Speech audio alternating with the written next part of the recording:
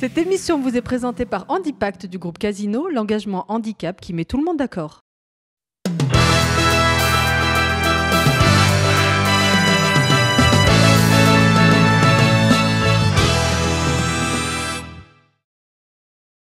Bonjour, bienvenue à ce nouveau numéro de Parcours d'actualité. Aujourd'hui, nous allons vous parler de Job in Live et du Figaro Économie.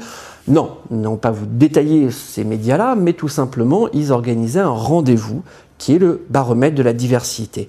Alors, ces chiffres seront diffusés en exclusivité sur le Figaro la semaine prochaine. Nous vous en reparlerons justement nous aussi la semaine prochaine.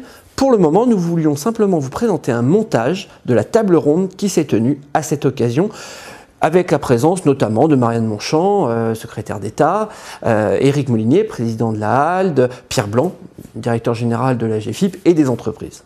Le nombre d'entreprises qui ne font rien, ce qui est un critère parmi d'autres, mais qui nous intéresse parce qu'il est très révélateur d'une réticence structurelle inscrite, recule. Au point qu'aujourd'hui, elles sont au nombre de 6 000. Je crois que 78% des entreprises sont mobilisées pour l'emploi des personnes handicapées. Donc ça, c'est une manière de voir la coupe à moitié pleine.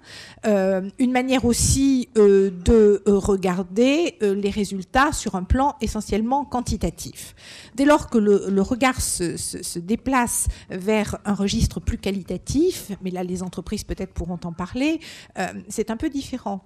Dans la mesure où recruter, c'est bien, mais ça ne résume pas une politique de ressources humaines. Et nos compatriotes handicapés ont, j'imagine, le droit, comme tout un chacun, de bénéficier d'un parcours de carrière, d'un accès à la formation professionnelle continue. Et là, peut-être que les résultats seraient un peu plus contrastés. Ce que je veux dire, et j'en aurai fini, sur le bilan de la loi, je pense que l'effet de discrimination positive, la politique des quotas, pour faire court, a ses vertus dans la mesure où elle dit de manière très claire la volonté publique et où elle donne un cap. Je pense que nous en sommes arrivés au sommet de cette courbe. Maintenant, la question se pose de savoir comment la société ordinaire, si vous me passez l'expression, peut se saisir de ces politiques publiques pour les faire siennes. Comment, dans une firme, le dirigeant d'une firme inclut de manière extrêmement stricte la stratégie d'emploi de la ressource handicapée dans sa stratégie générale. En quoi elle en fait un avantage compétitif? En quoi elle l'inscrit de façon durable? Si on va parler spécifiquement du handicap, qui est un vrai focus actuellement dans l'entreprise Total en France, on a des accords avec nos partenaires sociaux dans le domaine du handicap depuis plus de 20 ans. On a une mission handicap qui est en place depuis de nombreuses années. Et est-ce qu'on est satisfait des résultats? La réponse est clairement non. Parce qu'on n'atteint pas aujourd'hui les 6% qu'on devrait atteindre, comme de nombreuses entreprises. Donc on se reconnaît là-dedans, on se reconnaît comme une entreprise qui n'a pas les 6% aujourd'hui. Le taux d'emploi des 3/4 des entreprises qui ont répondu à l'enquête est un taux d'emploi qui est élevé. 4,9%, c'est élevé. On est sur des moyennes officielles qui datent de 2008, qui sont de 2,6%, de 4, de 6. Là, on voit qu'il y a visiblement un progrès qui est enregistré.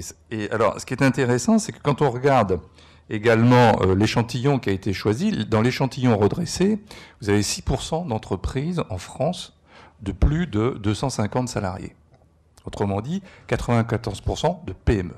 Voilà, c'était un petit résumé, donc ça ne reprend pas l'intégralité, bien sûr, de la table ronde qui durait 1h30, mais en l'occurrence, ça peut donner un petit témoignage quand même sur justement cet aspect diversité, et nous vous reparlerons donc des chiffres la semaine prochaine, une fois qu'ils seront publiés dans le Figaro, d'une part, et sur missionhandicap.com, d'autre part, un site de jobinlive.com. Alors, quoi qu'il en soit, merci de nous avoir suivis sur le www.bloghandicap.com et sur l'ensemble de nos sites partenaires. À bientôt, au revoir.